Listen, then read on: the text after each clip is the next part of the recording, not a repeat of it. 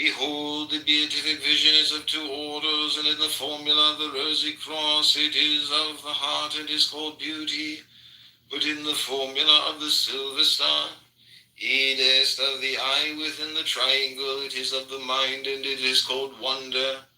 Otherwise spoken, the former is of art, a sensuous and creative perception, but the latter of science, an intellectual and intelligible insight, or again in our holy Kabbalah.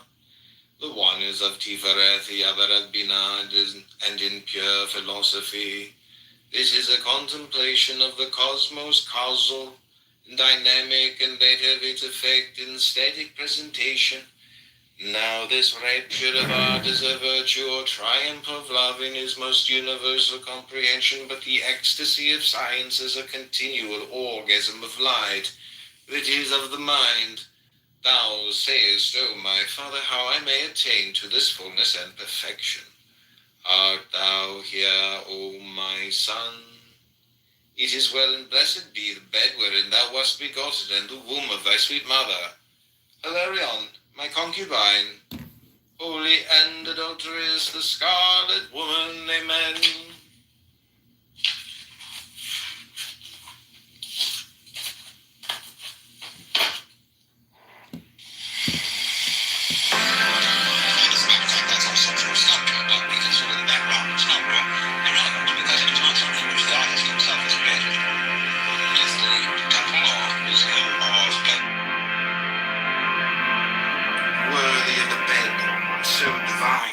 Dissolution, and a certain problem in the art of pleasure, de arte voluptati dilemma quaedam.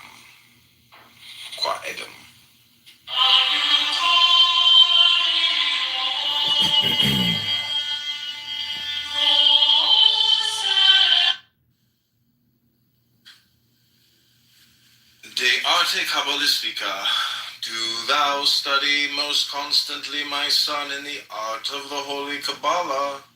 Know that herein the relations between numbers, though they be mighty in power and prodigal of knowledge, are but lesser things, for the work is to reduce all other conceptions to these of number, because thus thou wilt lay bare the very structure of thy mind, whose rule is necessity rather than prejudice. Not until the universe is thus laid naked before thee canst thou truly anatomize it. The tendencies of thy mind lie deeper far than any thought, for they are the conditions and the laws of thought, and it is these that thou must bring to naught. This way is most sure, most sacred, and the enemies thereof most awful, most sublime. It is for the great souls to enter on this rigor and austerity. To them the gods themselves do homage, for it is the way of utmost purity. De vita corrigenda. Know, son, that the true principle of self-control is liberty. For we are born into a world which is in bondage to ideals. To them we are perforce fitted, even as his enemies to the bed of Procrustes.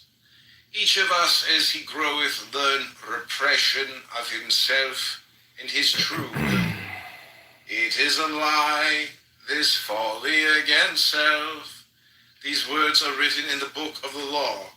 So therefore those passions in ourselves which we understand to be hindrances are nor part of our true will, but diseased appetites manifest in us through false early training.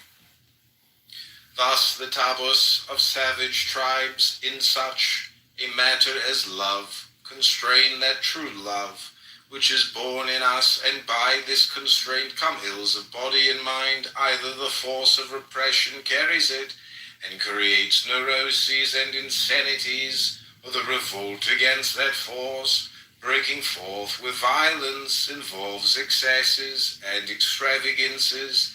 All these things are disorders and against nature. Now then,